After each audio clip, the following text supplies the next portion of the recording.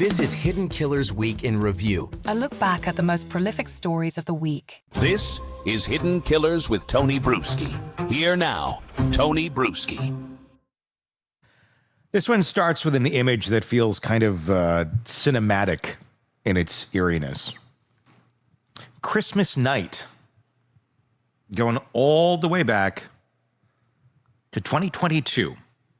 While most people were winding down from family dinners and wrapping themselves in the comfort of routine, Brian Kohberger sat alone at a computer, clicking. And what he was clicking through is what makes this the real creepy part. One of the bleakest corners of the internet, a clunky site cataloging serial killers by name and timeline. He wasn't casually scrolling. He was downloading file after file. Biographies of infamous murderers. Like literally keeping them on his computer. Among them, one name came up more than once. Danny Rawlings. He was known as the Gainesville Ripper. Kohberger didn't just skim Danny Rawlings' information.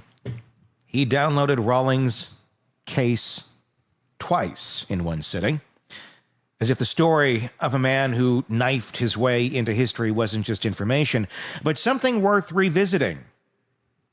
Having a rerun of the same story right after you just watched it. Studying, maybe even modeling. And this is where the questions start to get uncomfortable. Was Kohberger simply indulging in academic interest? After all, he was a PhD student in criminology. That's what I'm sure he was hoping folks would think if they looked at him any closer. Or was he looking at Rawlings, a man who broke into student apartments at night, used a K-bar knife, and slaughtered young college girls in their beds? As kind of a blueprint. Because what happened in Gainesville in 1990 and what happened in Moscow, Idaho in 2022 bear a resemblance that's almost too on the nose to dismiss as a, well, coincidence. I mean, this is just so creepy. The coincidences with this one. And I'm honestly surprised that we didn't hear comparisons to this earlier on, or maybe we did, and I don't know. I mean, there's a lot of comparisons that came out there.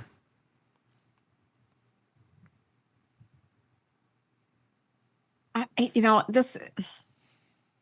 want to know what is going through somebody's mind. And maybe you don't celebrate the holidays. Maybe Christmas is a icky time of year for you. For a number of years, Christmas is really not something I was looking forward to in my previous situation. But I can't say that I ever went to the computer and started looking up serial killers. I might have been shopping the after Christmas sales. Yeah. Maybe scrolling on TikTok for, cute cat videos. Or communicating with friends on, but you Messenger. also didn't just slaughter 4 people either. So well, that's correct. So what one is looking up after that is an I mean, what's interesting is he didn't get a chance to cover these tracks because he covered so many, but these are kind of like leading right up to where they got him. So I think this is really giving us a window into all of the stuff he deleted. Because if this is what was going on before he could do that wipe, this is the same sort of stuff that was going on before then. So I'm really curious about how much he did idolize this guy or really thought he could do it better. Or at the end of the day, what's interesting is just he was a copycat. He was a copycat. Don't you think, though, with his intelligence level that he could have, I guess it would be interesting to find out from either Robin Dreek or Jennifer Coffindaffer, or maybe even Siobhan Scott, what goes on that they need to copy somebody else's? Why can't you be original about A lot this? of them don't. A lot of them are original. This guy's not. Why? He was intelligent. He could have done his own thing. Because he didn't have his own thing. He was just like a very programmable robot. And I think I mean, he could take things in, but then he's very, very scientific and measured with how things come in and come out. It's always formal because there isn't emotion. He doesn't mix with emotion. So good and bad and hurt and all of that doesn't compute. He doesn't have empathy. He just needed a template to follow. Yeah. And if you follow the template, you can kind of get along in life for long enough until you can't. And especially the other things he's had going on with his mind, his obsessions and all of that. I mean, that's just a recipe to spiral into what he spiraled into. And so this is absolute premeditation and just methodical planning of this event. Yeah, I think I was talking with Coffindaffer about it today, and it's going to be in segments that are coming out this week. Because I was saying, do you think at the end of the day here, he went in there and was so shocked by having to kill 4 people that, you know, did that break something in him? Did that mess him up, or did that make him feel stronger? Because I think he went in there with the intent to go after one person. I was just going to ask, how many do you think? But I don't even know it was to murder either. I think it might have been to threaten, to scare, to SA. I think that would, but I don't know that. I just wonder if it got in there and then everything just got so out of control, and he had this in his mind because he's been stalking her and for however long that was. And he in his mind thought this is going to be the night he's going to go do this. And to a normal human being, that's horrific. To him, this is like date night. I was going to say a Friday night. Yeah, this is not any Friday night. It's that night. It's a night that he in his mind is going to go out with the girl he can't have. And that's what because to him, this is what, I don't know. This is what I'm thinking he's going through in his mind if you're trying to understand the emotions of how this monster thinks. And I'm thinking he's just going after her. And I can almost picture this, and I'm sure it'll be illustrated in some horror movie at some point in time, or documentary where they reenact this. But I think you had that very shocked Kohberger look, you know, going on as his plan immediately unraveled.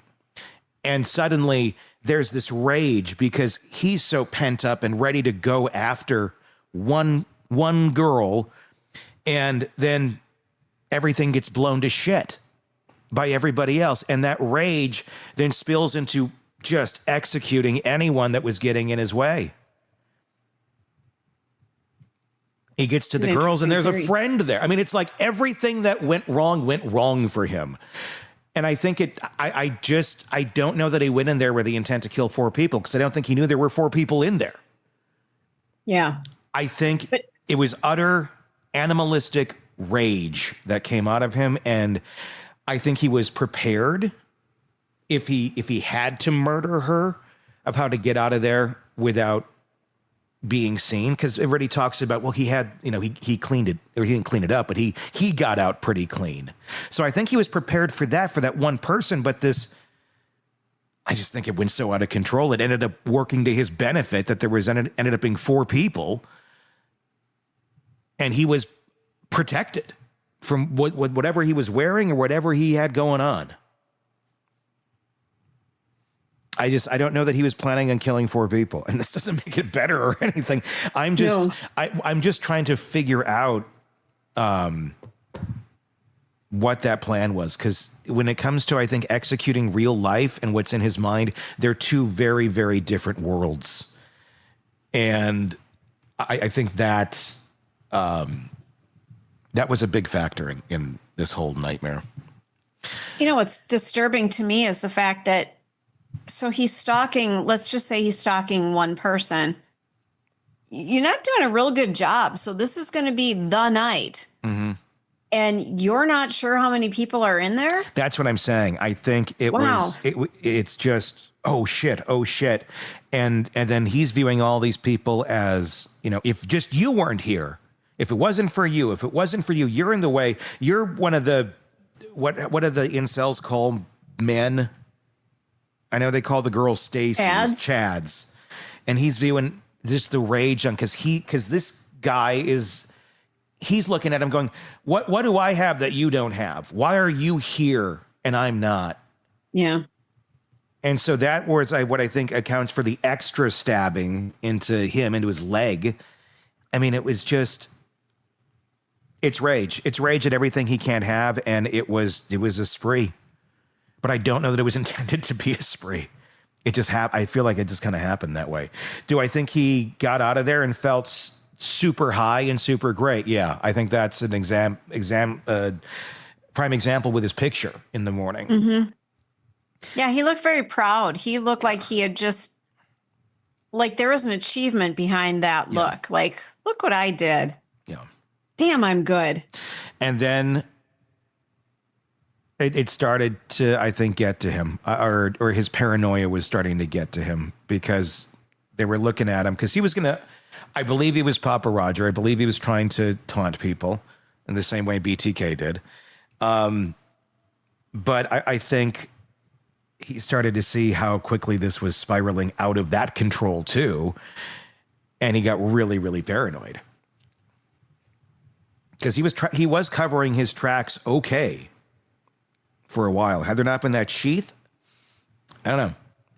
I think there would have, I mean, now that we've learned other things too, of people are, talking about, he had a scratch on his face, visible, I'm surprised that didn't get him under interest immediately. Because everybody's like, this just happened. Anybody coming back with weird injuries, I think would have a red flag on them, but I don't know. Back to Rawling. Rawling was older. He was already hardened by years of crime and personal rage when he picked up his knife and crept through unlocked sliding glass doors in Gainesville. Over 4 days, he killed 5 students, mutilating bodies, posing some of them in grotesque displays. It was a wave of terror that sent thousands fleeing campus. Parents yanked their kids out of school. The whole city was just gripped by fear. Rawling later admitted he wanted to be a superstar killer. Well, I'll tell you what. In the words of Gladys Knight on the Pips, superstar, but you didn't get far. Yeah. Because he went back to find the electric chair. Oh, yes, he did. Ooh. He's I frying. had a little Michael in there. Frying. I don't know if he died. He was put to death. I don't know if it was the electric chair, but it was something. Frying like that Brian Kohberger. Frying like the Brian Kohberger. Oh my God, Tony. Shit. I'd rather fry in his world and live without him. He's frying, he's burning, he's going back to hell. He's going back to hell. Kohberger. Okay, anyway. First concert, Gladys Knight on the Pips and the Temptations, by the way. Wisconsin State Fair, circa 1998. That was your first? Yeah. Like the first concert that I went to that I was a real concert, not like, Walleye Weekend or something or like a little festival. The first concert, it was, I believe 38 special, and it was way too loud. And we left within the first song, and I was really little, but this was the first one I remembered. And that's funny. And by that point there was one pip. Just one left. One left. Mine was Air Supply. Oh, that would have been a good one. Yeah. It was very good. Yeah. Okay. Got the Gladys. But we digress. Got the Gladys out of me. Well, thank goodness for that. I grew up on Motown stuff. Rawling later admitted he wanted to be a superstar killer. Okay. Even comparing himself to Ted Bundy. Little comparisons here with Bry, isn't it? Fame was part of the fuel, violence and notoriety wrapped together. Now look at Kohberger, 28, socially isolated, immersed in the study of criminal behavior, living a life that seems sterile and empty. Investigators later found his phone loaded with shirtless selfies, crime-related downloads, and almost nothing personal. No friends, just relationships. No joy, just him. Documenting himself for himself. Like Patrick Bateman in American Psycho. Hey, I called that one. Yeah, you did. I called it way back. I think it was like that weekend I called that. I had a graphic for it and everything. And it turned out that's what he was doing.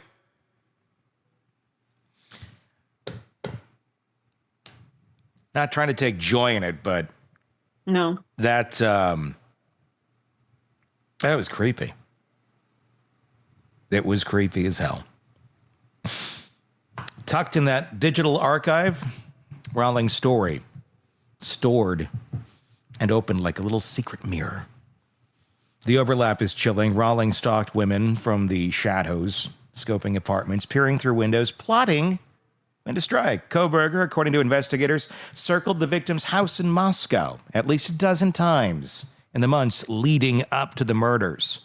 His phone pinged near their home late at night, over and over. He followed the victims on social media, even messaged one repeatedly, supposedly, but never getting a reply.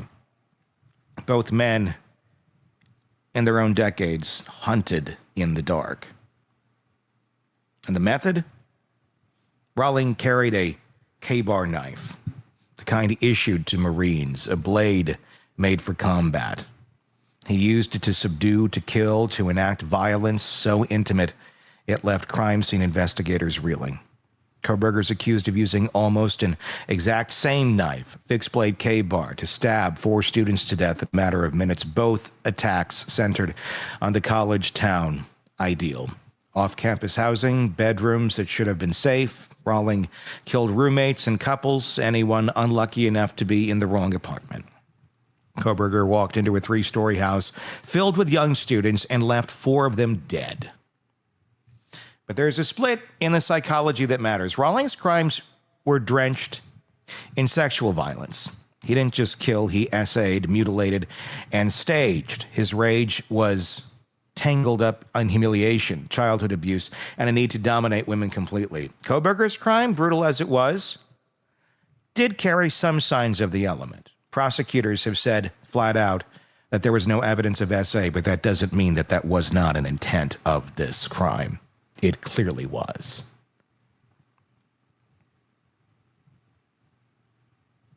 So what drove Kohberger?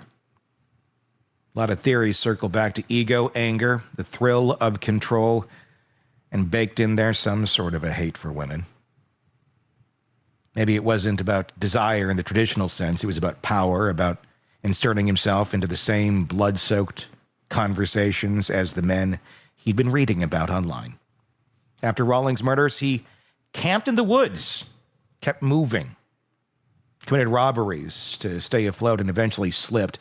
His DNA back then, just blood type matching, tied him to the scenes.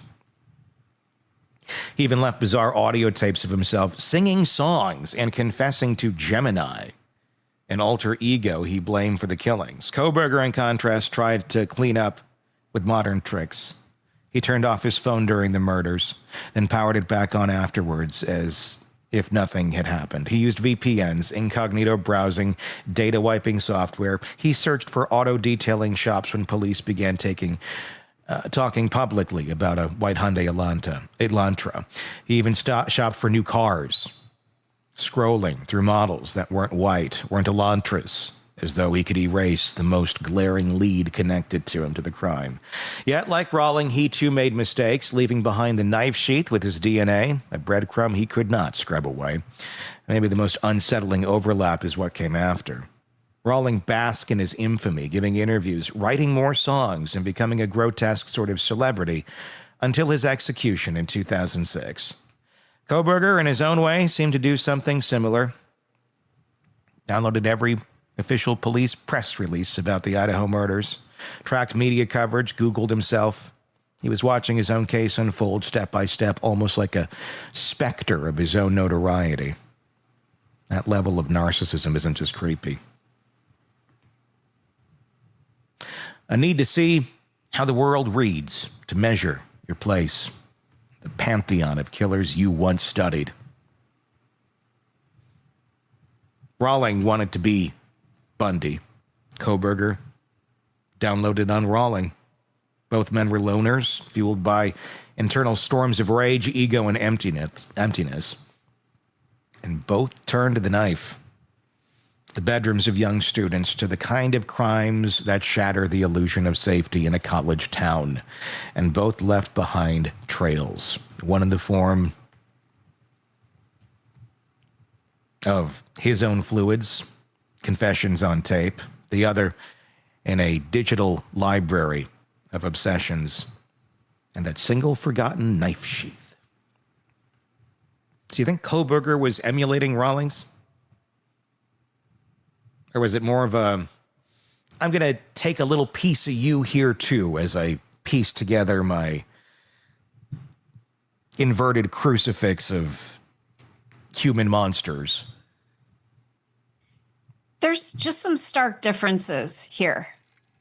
There might have been this constant, what's the word I'm looking for? This constant need to be validated by women. Mm-hmm. So in that regard, it might have been very similar. But I guess if you're going to copy somebody, why not go all in? No. Why would you stop? Why would you not do the essay part of it? Because that was the hallmark of Rawlings, wasn't it? And that's the thing. I just think everything went to shit for Kohberger in terms of his planning. I think to back that up is the fact that he left the sheath behind. This is a guy who knew better. I think the essay was like going to be the highlight for him. And I think and that's what I think turned this into this rage situation beyond control, because he was interrupted in this thing that he had been planning, that he'd been looking forward to in the sick, fucked up way that Brian Kohberger thinks. And it's like everything went wrong in his mind. Yeah. And I think that's where the rage it went further. He was already going in there with rage. But then the same people who would always, in his mind, are the same types of people that would represent, in his mind, that were, would put him down or made him feel not cool or unpopular. He was never part of their group, whatever you want to call it. Mm-hmm. They did it again.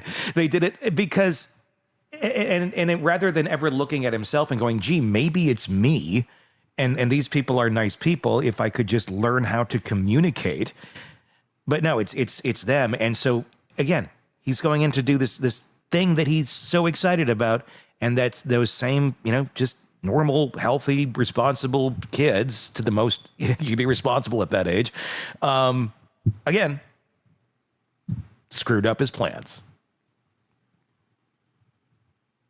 Which surprises me that maybe this was so startling for him that he didn't continue on in a killing type spree or didn't try again because it went so terribly wrong.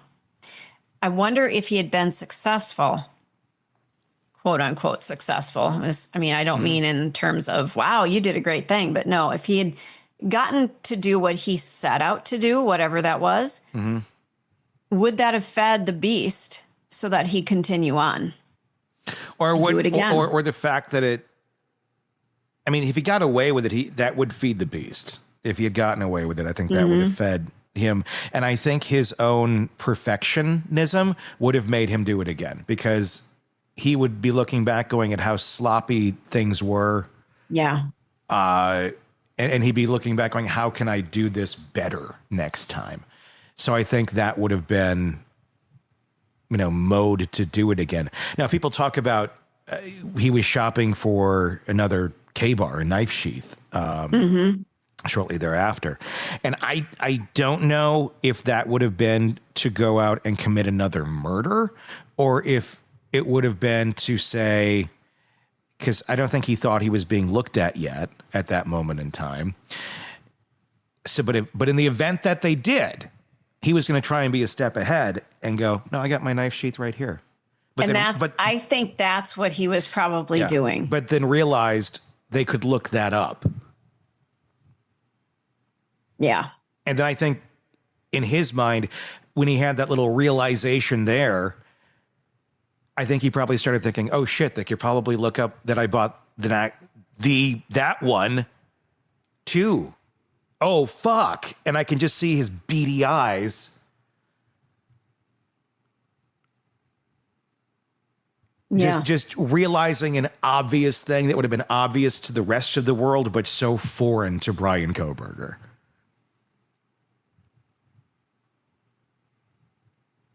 So there you go.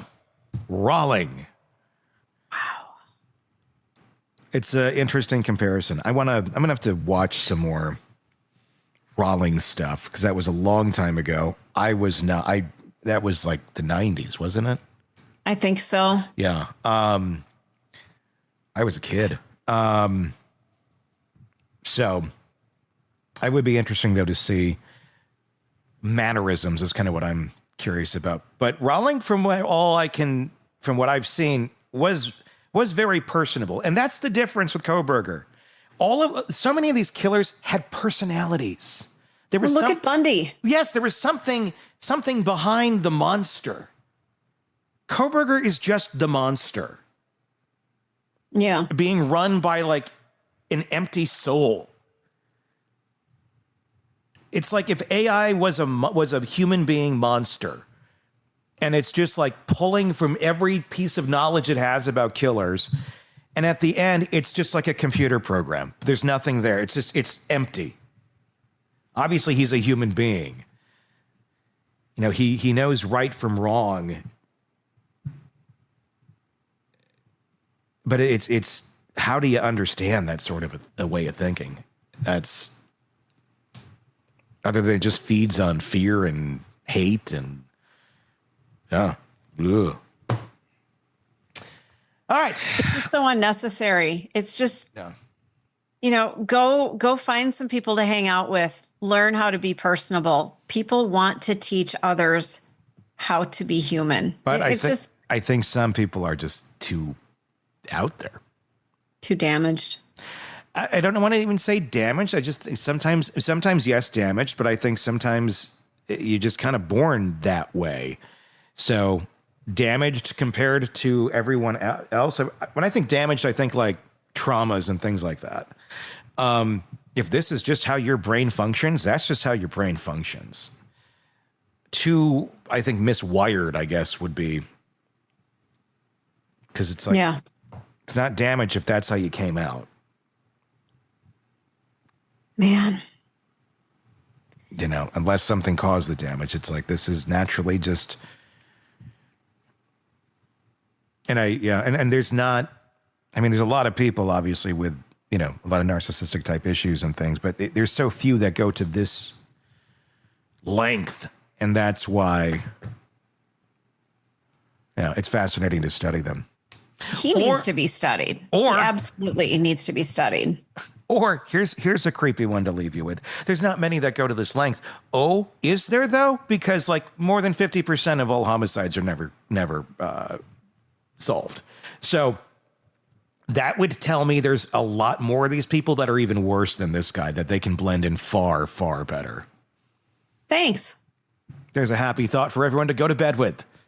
Tell me your thoughts in the comments section on YouTube. If you're not already there, just search Hidden Killers with Tony Brueski. Press subscribe there, and press subscribe if you're listening to us on the podcast platforms as well, so you don't miss any of our coverage in this and the many cases we got right here going on at the Hidden Killers podcast and True Crime Today. We'll talk again real soon.